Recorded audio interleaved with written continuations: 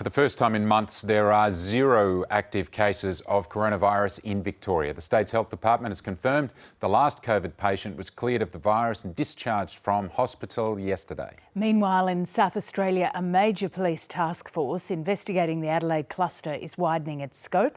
For the latest, Stephanie Ferrier joins us now from Melbourne and Ben Nielsen is in Adelaide. Hello to both of you, but let's go first to Steph in Melbourne. That is a very significant milestone. Indeed it is.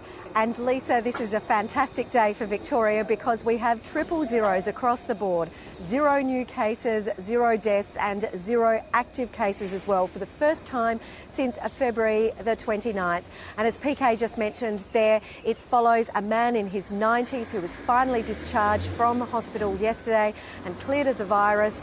He was discharged just 4 days after his wife, who also had the virus, was also cleared and discharged as well. Let's have a listen to what the Premier, Daniel Andrews, had to say about this very significant moment.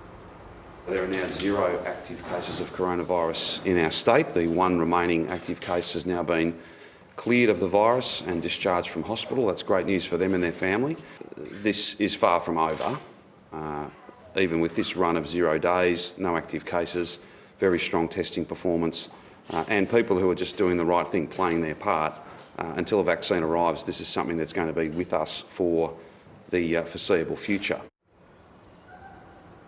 So the Premier sounding a note of caution there, even though this does effectively mean that Victoria's deadly second wave is now at an end, and with 25 days of zeros in a row for the new cases, that also means we're also very close to the effective definition of elimination of the virus in the community. That's 28 days with no new infections, and that also was the original trigger under our original roadmap for going into COVID normal as well here. Yeah, we're still trying to find some answers, though, to what happened during that destructive second wave and why it got to the point it did. And the Chief Health Officer, Brett Sutton, was facing some questions over that.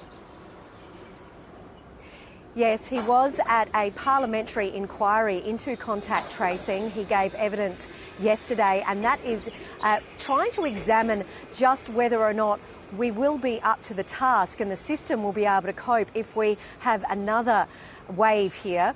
Now, he does say that the system buckled once it reached 200 cases a day, and that was because they were facing individuals who had close contacts, up to 20 close contacts each. So he did stress that even the best systems in the world would not have been able to cope with such an exponential rise that we saw.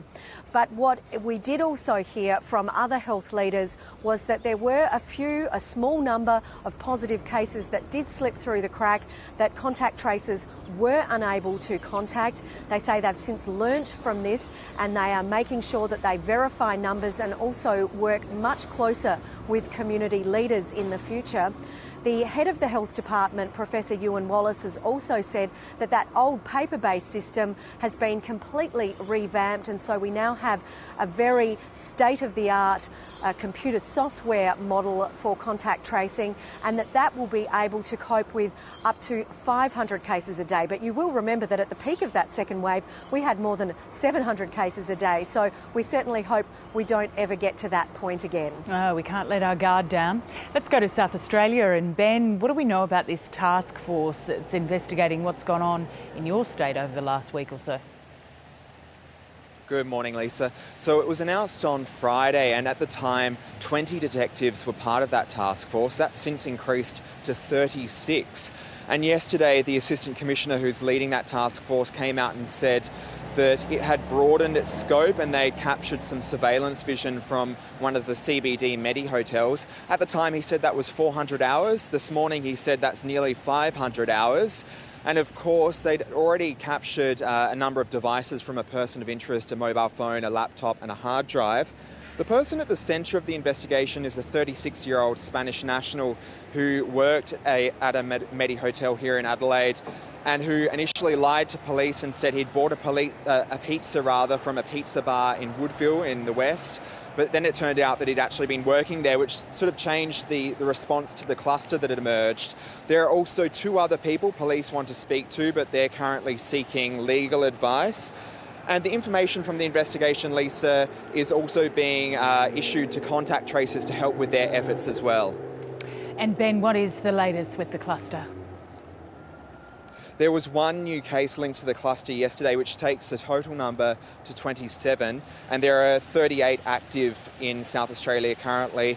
That one person that was reported yesterday is a family member of an 80-year-old woman who was the first to test positive last week in South Australia. She was already in quarantine but tested negative twice last week and then returned a positive test yesterday morning. And the Chief Public Health Officer, Nicholas Spurrier, said that was quite interesting because this particular strain of the virus that's popped up in South Australia has a really short incubation period of about 3 days, whereas this person took about 8 days to test positive. And Nicholas Spurrier said that that is just proof that we all need to be vigilant still because coronavirus might still be in the community. She said that by next week there are hopes that restrictions could be eased further, but that all relies on whether coronavirus is contained. All right. Thank you to both of you for those details. And also it's noted that you've managed to find the nicest spots in your cities to do your live crosses from. Enjoy that lovely weather.